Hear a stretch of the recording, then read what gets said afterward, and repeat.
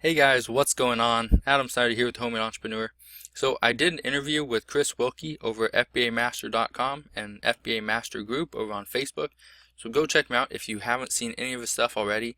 He offers a lot of great stuff, both on his website, on Facebook, in his email group over on Gumroad.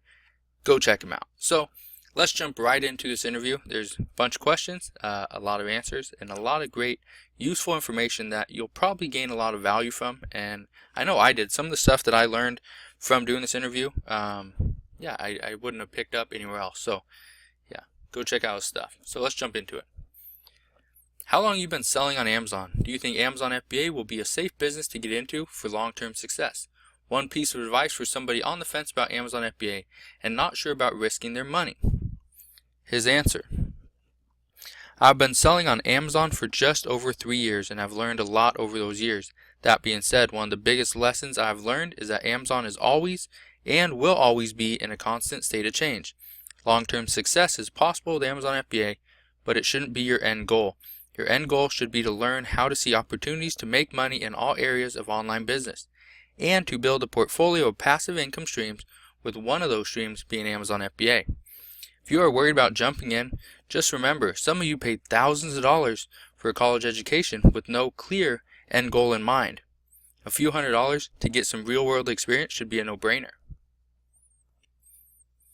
Now, I think that is something that is extremely important that Chris is saying, is that, to spend a couple $100s on to learn this business, that should be a no-brainer, because a lot of you spent, thousands, tens of thousands. I even have a couple doctors as clients that probably spent 200,000 to go to medical school. Now, yes, they're still being doctors, they're still doing that full time, but they're starting to get into Amazon FBA. So just know that even though this might not be your long-term goal, it is a strategy to get you to that long-term goal. So whatever that long-term goal is, use Amazon FBA as like a springboard to get to that next level. We all know that retail arbitrage and online arbitrage are not going anywhere. Yes, they may be harder than they were a year ago, but they are both still profitable. What would you say is your biggest piece of advice for somebody who is just getting into retail arbitrage and online arbitrage and has never gone through a Q4 before? Alright, so Chris's answer: don't listen to all the negative people out there. Get your butt out there and start sourcing. The more you source, the better you get. The more mistakes you make, the more you learn. Find your niche and stick to it. You might not be a toy seller, but you may rocket video games. This Q4 really rocket video games. If you are just starting, go with what you know. Don't think you have to be some crazy successful seller who gets multi-million-dollar deals. I started out with 5 toys at a local Walgreens. Just hustle and make your own destiny. So I think where Chris is coming from is that's extremely important, because everyone starts at a different place, different point. I started out with a Nike Pro Combat compression shirt. I didn't start out with toys, and then I gradually moved into toys, moved into electronics, moved into used stuff. And so just figure out what you can and can't sell, and sell what you can. What you can source locally, you'll find that same stuff online. You'll build on what you can find locally, and just keep building on your business. I think he touched on a key point, is that you don't have to get multi-million-dollar deals. Just start with something small. Let's say I have cameras all the time that I buy and sell. They do fairly well. Chris, he does books, he does toys, he does just a bunch of stuff. Get out there and scan. The more you scan, the more you will learn, and the more money you're going to make in the end. From your experience, what category is the riskiest in terms of Q4 returns? Where should newer sellers limit their sourcing? So Chris's answer: the riskiest, in my opinion, are high-dollar electronics. If someone is paying top dollar for a present, they want to make sure that person receiving that gift gets exactly what they want. That equals a lot of returns on big-ticket items, which will make a new seller cringe. Now, I agree with Chris on this one. Selling high-dollar items is very risky. This is one of the reasons why I don't sell laptop computers anymore. I used to, and as an computer tech, I could fix these up. I could do whatever I need to do with a computer. However, I don't want to deal with the returns, the constant back and forth, why this thing isn't working, send it back, here's your money. I don't want to do all that. It's just a bunch of work. It's very risky, especially for a newer seller that is, maybe this is your first Q4. Don't do that. just go into stuff that you know, stuff that you feel comfortable with. If that is a $5 toy or a $10 kitchen utensil, so be it. Just sell something you're comfortable with, and that is still going to make you some money. I've always been a big fan of bundles and utilize them quite a bit in my own business. Do you do many bundles for Q4? If so, are you creating your own bundles or piggybacking off others? One tip for finding the best bundle ideas or bundles already on Amazon. So Chris's answer. I'll be upfront. I don't do a ton of bundling because I invest my time into other things such as trade-in opportunities and other marketplaces, etc. People who bundle have a great advantage because the average seller won't take the time to make it happen. The biggest lesson here is that the money is to be made doing what no one else wants to do. And that's exactly right. Chris touched on a very important point. The money's made because you're doing something nobody else wants to do. Okay, it's something that it's not riskier. It just takes more time. It takes a little bit more research, a little more time to get your listing going, especially if you're creating one. If you're piggybacking off somebody else, you got to do all the research. You got to figure out where you can find that bundle. How much money are you even going to make? Is it worth it to do all that work? Is it worth it to, get the 2 items, polybag it, put on the sticker, go through all the extra work? It's not like, you scan the item, you list it, it's good to go. There's about twice as much work, in my opinion, maybe a little bit less than that, but you can make more money. There's less competition. That's what I love about bundles. Not everybody does bundles, and that's perfectly fine. Chris, like he said, he's up front. He doesn't do a ton of bundling.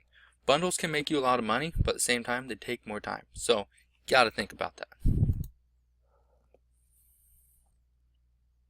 How do you plan for Black Friday? Are you hiring people to get items for you since you can only be in one place?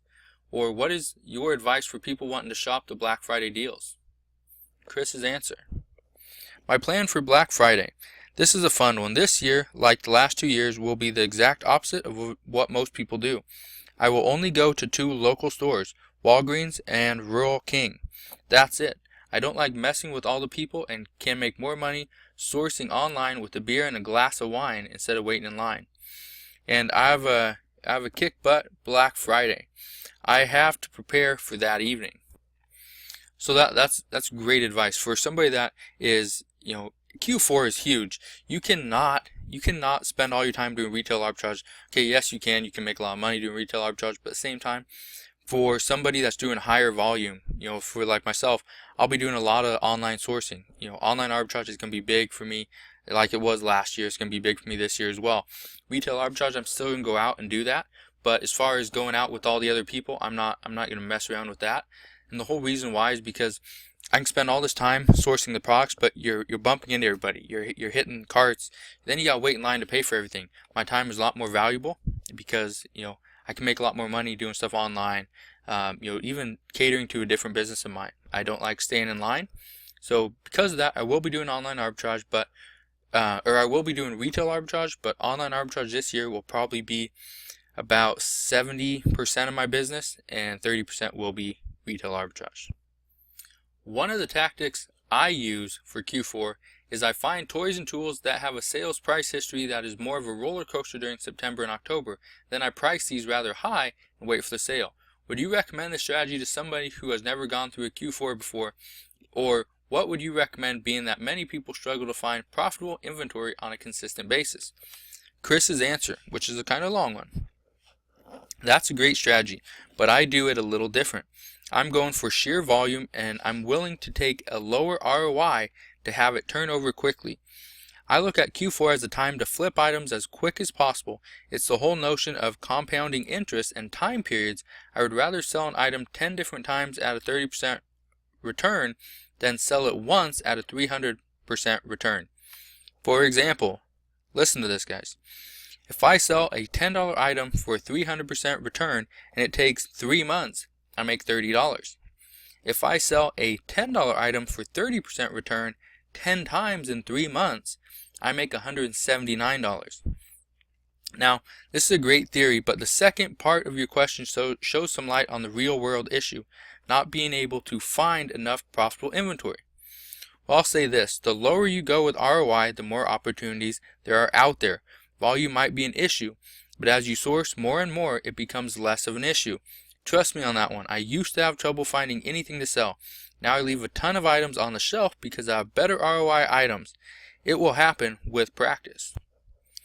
So one thing I wanted to add to that part is that, like I've stated many times, when I was only selling $1,000 or $5,000 worth of inventory every month, there was very little stuff out there for me to buy. And the reason was because the reason I was selling that little amount, 5,000 or 1,000, is because I would leave stuff on the shelf that was less than 75% ROI. I was looking for 75 to 100, maybe a little higher. The amount of stuff that you're going to get 100% ROI on at a retail store is very slim. Chances are you'll be walking in and out with nothing in your cart. You don't want to do that. So that's why I'll buy anything over 30% ROI. Granted, I do have a bigger budget than a lot of you guys, and I'm not trying to brag or say anything bad, but the longer you've been in this business, usually the bigger budget you have, the more money you can spend. So because of that, I can spend a lot of money and make 20, 30% ROI, because I'm still making a lot of money in the end. The 20, 30%, it still comes out to a big chunk of change, especially at the end of the year. Especially with Chris's, what he's showing you right here. A $10 item, 30% return or 300% return, that takes 3 months, only $30. $10 item and 30% return 10 times in 3 months makes $179. That's the math I love going with. Now I do try to get some higher end items that are going to make me more money, but I'm not going to go all in and buy 50 of these things, especially if it's going to take a while to sell. I look for the quick flips just as well, because Q4, this is the time to do it. Do you do much in regard to merchant fulfilled during Q4? If so, is it mainly to get your items into Amazon faster than having to wait for the warehouse to process your inventory? Do you have any advice on doing merchant fulfilled that people who do primarily FBA need to know? So Chris's answer: oh yeah, I merchant fulfill from now until the end of the year. There is no better feeling than listing something in the store and having it sell before you check out. I've merchant fulfilled small toys, hard to find items, and even frozen bicycles over the years. If you are going to merchant fulfill anything, make sure you have the boxes on hand and make sure you ship as soon as possible. That is where you will have your biggest issues. When I sell a merchant fulfilled item, they go to the top of my list for pack and prep, and I get them out within 24 hours. Now this is crucial, to have the boxes, to have all your shipping material ready just in case something sells. In Q4, I sell a lot of toys, and just like Chris, I will actually walk into a store, and last year was one of my biggest scores, but I will walk into a store, and if I see something great and I think it's going to sell quickly, merchant fulfilled or FBA, I will just list it merchant fulfilled and sell it that way. A lot of times I don't even get to the register to pay for these items before some of them are selling. There was one case where I actually ended up buying a bunch of toys. These are smaller toys. I think they cost me like $2.90 or $3 to ship. But I ended up picking up a bunch of these things, listing them. I think they're right around 800 in toys at the time. I listed them before I even got to the car. Every single one of them sold. Now that just showed me that it was a hot selling item. I couldn't find any more in that store. But I went to the next store, and the next store, and the next store, did the exact same thing. They kept selling. By the next morning, I think I had it was a little over 109, 110 items that I had to ship out of that one particular item, just because I merchant fulfilled it instead of did FBA. Use video games, use books, or use electronics. If you had to choose one of these items, which one would you choose to sell in Q4 and why? Chris's answer: use books. Amazon started off as a bookstore, and the sheer volume of books sold during Q4 astounds me. If they are a good price point, I would sell books all day and Q4 long. Now, you guys obviously know I love selling electronics. I love selling cameras, stuff like that. As far as how much they increase in value and how much the volume of electronics sell in Q4, it doesn't increase that much, especially with used electronics. For books, it's completely different. A lot of people will give books as gifts. Books are a great thing, especially for older people, people that just have everything, and you don't know what to get. Get them a book. A lot of people read. Okay, so books are a great thing. Like Chris said, I built my business. The foundation, the core of my business was based on books. Like the first year, and I slowly started moving away from that. I still sell a ton of books, but just know books, electronics, video games, a lot of used stuff still sells very well. So don't just concentrate on new. Like, new is the bulk of my business. I probably sell 90% new, 10% used. So just keep that in mind. I currently sell any item with the ROI over 25%, good ranking history, and limited sellers. Is there a minimum ROI that you go after? What should people expect from Q4 in regards to ROI? Do you find the ROI goes up around this time of the year? Chris's answer. My minimum ROI and sales rank requirements are on a complex three-dimensional matrix that is extremely difficult to explain to anyone but myself. It sounds really complicated, but each judgment I make takes in all the information available, and then I throw out my gut into it to come up with my final answer. In simple terms, I'm willing to take less of an ROI if the sales rank is extremely low. I'm willing to take a high sales rank if the ROI is out of this world. Sometimes I see sales rank as a made-up number and decide that the item will sell, so I buy it. Sometimes I decide that I would rather spend my money on other items and leave a good item on the shelf. It just happened. I think that is great advice. Now, like I said, I will buy anything over 25%. It's 25, 30%. It's right around there. I don't have a set thing. If 25%, okay, I'm going to buy it. If it's like 24%, whatever, and it's going to sell extremely fast, I'm going to buy it, because where else are you going to make 24%, 23% on an item that's probably going to sell within a day? You're not going to flip real estate and make that kind of money. You're not going to flip cars. You're not going to, sometimes people can't even make that on the stock market. And especially within, a day or so, it's less risky than the stock market, because you do have some, history of the price, the sales, the ranking, all that stuff. So just keep in mind, there's no set strategy. Everyone has their different strategies. Like Chris, like he said, he's willing to take less ROI for an item that goes extremely fast. And that's the same with me. And the same thing, I'd pay, a little bit of money if the item, maybe it's going to take a little bit to sell, but the ROI is going to be just out of this world. So I will buy both. Do you do all your research before you go to the stores, or do you spend a lot of time scanning, or both? How important is research beforehand in your business? Chris's answer. I do a little pre-sourcing research, but I'm a scanner through and through. I learn by doing, and I love to scan stuff just for the heck of it. I'm blessed with a semi-photographic memory, and I'm constantly adding in new product prices and deals into my Rolodex in my head. First off, I don't have a photographic memory. My memory is very good, but I cannot see something and know, okay, that was the price for it last week, that was the price for it 2 weeks ago. I don't know any of that stuff. So I scan a lot as well. Scanning is very important. Like Chris talked about in the very beginning of this interview, you need to scan. The more stuff you scan, the more stuff you're going to learn. The more you learn, the more money you earn. Okay? It's very simple. Scanning is important. Do I do research? Yes, I do. I do quite a bit of research, but that pertains more to bundles. That pertains more to, finding the bolos out there. But as far as scanning in the store, you cannot get rid of scanning. Scanning must be done, because how do you know if something's going to be profitable or not? Especially when you look on the computer, you do all your research, let's say the day before, then you go to the store, the prices could completely change. Maybe Amazon jumped on the listing. Maybe a bunch of people sold out and the price went up on items that were not profitable in the beginning, but now they are. You never know that till you scan. In regards to online arbitrage, what is your favorite tool, extension that you didn't create? And what is your favorite tool or extension that you did create? And how will it benefit sellers during Q4? Chris's answer. This is an easy answer. The two tools I couldn't live without are OA X-ray and tactical arbitrage. Both of which I did not create. These two tools make online arbitrage so easy, it's stupid. Once you know how to truly use the tools, these tools are a little pricey, but I've made my money back time and time again without batting an eyelash. And you can see a full comparison in the description box below. I'm going to link to that. And that's over on FBA Masters, so go check that one out. Now, for the tools I built, I have two personal favorites. Variation Checker. This is a free tool that I built to help people quickly figure out which product variations is on sale on an Amazon product page, and you can check out that link to the Variation Checker as well. And Textbook Arbitrage. This one was literally built because I thought it was an awesome idea, and it is now loved by over 600 other users. As the semester ends for most college, I hit this one hard to find textbook flips and make some easy money for Christmas shopping on Amazon.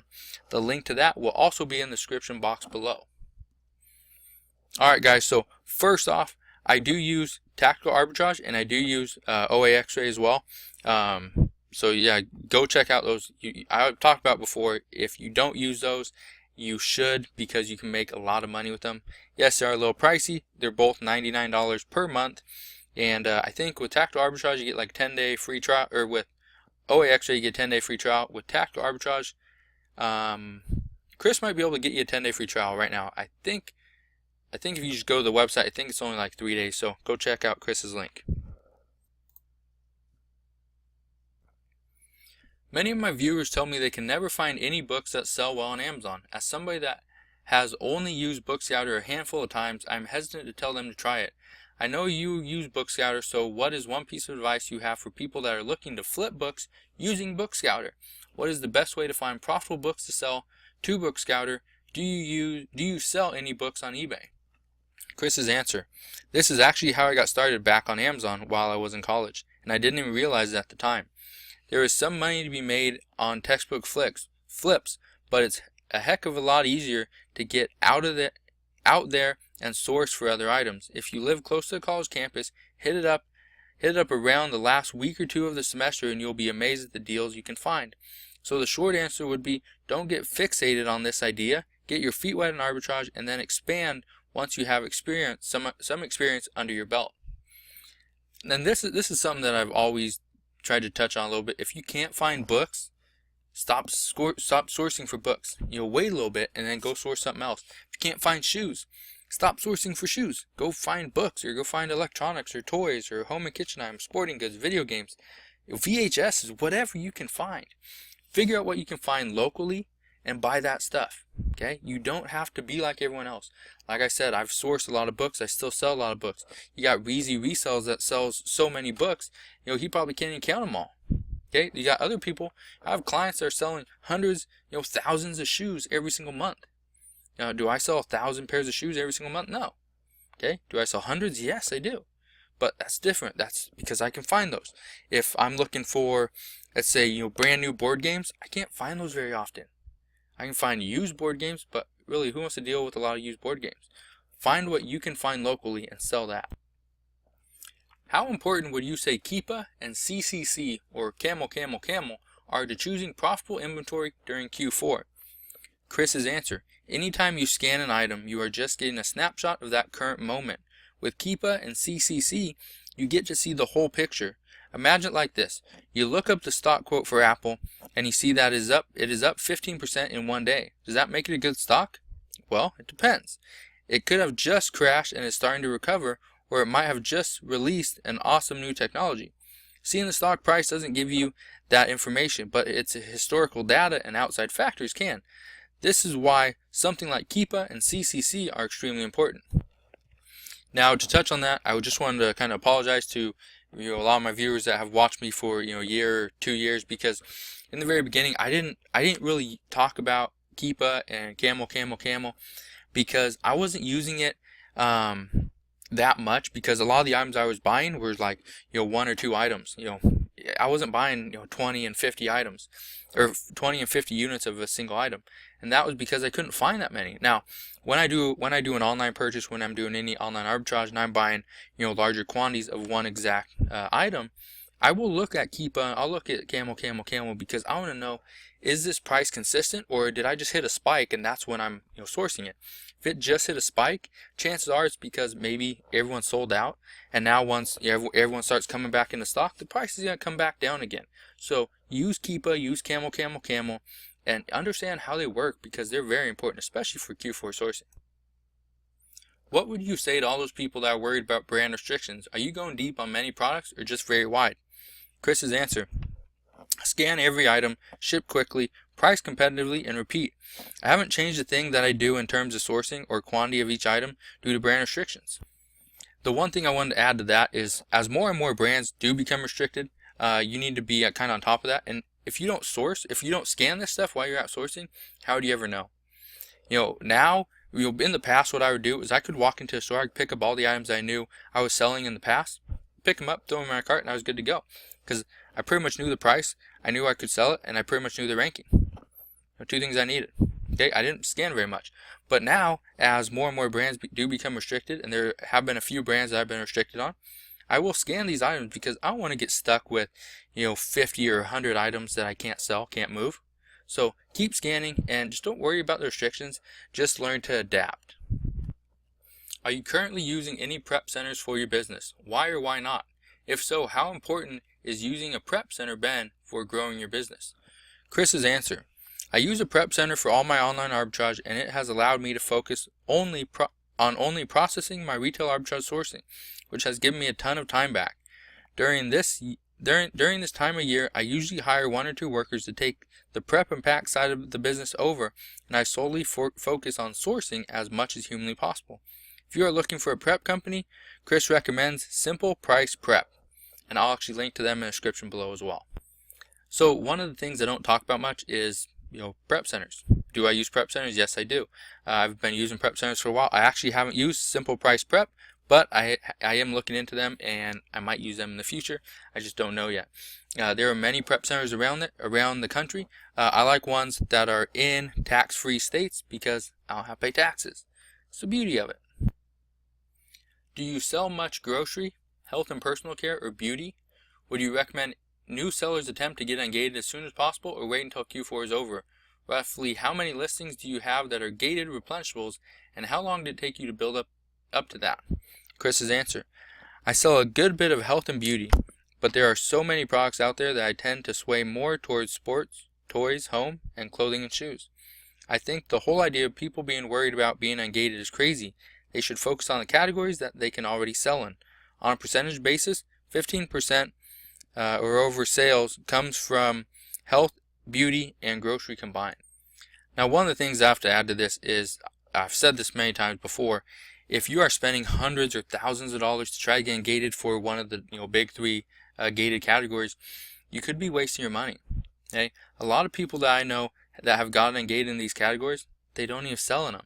The reason is because they like selling toys, they like selling shoes, they like selling, clothing and, home and kitchen products and sporting goods and all the other stuff.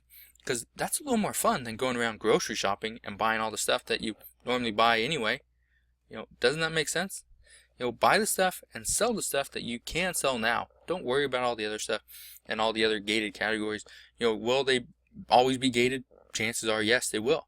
Amazon's not going to make it any easier, but at the same time, why worry about it right now when you can make a lot more money in all the other categories? Will you continue to offer online arbitrage lists during Q4? Chris's answer: oh yeah, Q4 sellers are short on time and always looking for product leads. We will keep pumping out the lists all Q4 long, and you can check out that link below as well. That's actually gumroad.com/FBAM. So I actually just wanted to add something to this. Do I use online arbitrage lists? I do. I actually provide some as well, so you can get that link down below as well for my online arbitrage list groups. And so those are $20 for a month, and you get like 25 items, something like that. So I offer that as well. Chris offers, and the stuff Chris has over on gumroad.com/FBAM or FBAM, he has lists like every single day and multiple lists. And that's the beauty of what he does is, he obviously has a bunch of people that are, helping, crank out these lists. It's not just him. And so he has stuff on a daily basis. So I highly recommend you check that out. I will probably actually be buying some of these lists as well, because even though I don't have a whole lot of time, I have people that are actually doing the sourcing for me online as well, going through tactical arbitrage, using OAX-ray, trying to figure out all the deals and find those leads for me as well. So like I did over this past summer, I actually bought lists and joined a couple list groups and services because I wanted to increase my inventory without actually spending more time in this business. I have very little time. Just like he said, most Q4 sellers have very little time, so using these lists are a great idea. I got the email about Score in Q4 and it looks incredible. I wish I had that available a few years back when I got started. You said that this group is for people who are not strapped for cash, but based on what you know will be inside this group, what would you say is a good amount of money people need to have to get the most benefit from this group? In your opinion, what would you say would be the 2 best parts of this group?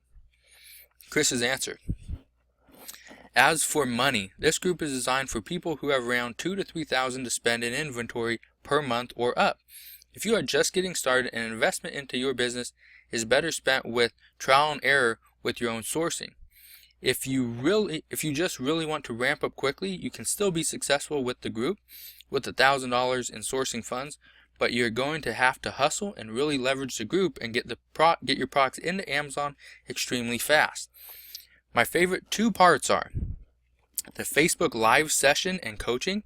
We have brought in experienced sellers with skill sets outside of our comfort zones, and that means even I am learning things in this group already, and it's only been live for a few days. The community aspect of this group is the second thing. A single connection in the Amazon FBA community can be more beneficial to your bottom line than any product out there. You have no idea where that connection will lead you. You can learn about the Score in Q4 program. There'll be a link in the description below, so make sure you check that out. I think there's a cap on that group, so you might want to hurry and do that. Alright guys, so if you go check out the Score in Q4 group, the whole thing, there is a little bit of an investment that you got to put up, but just know the amount of information, the amount of experience, the connections that are there. There's so many. So go check that out. If you have any questions, get onto FBA Master Group on Facebook. Send them a message. Send Chris a message. There's a lot of great information there, so make sure you go check that out. Alright guys, so that concludes my email interview with Chris Wilkey from FBAmaster.com. So go check out his website. All the links will be in the description box below, so go check them out. If you have any questions, you can comment below. Send me a message over on Facebook. Send Chris a message over on Facebook as well. Go check out his website. I'm going to put this entire interview on my website on homemadeentrepreneurs.com, so you can go check that out as well. That link will be in the description box below. If you're not yet subscribed to my YouTube channel, click that big button in the middle of your screen, become one today, and I'll see you guys on the next video. You guys take care.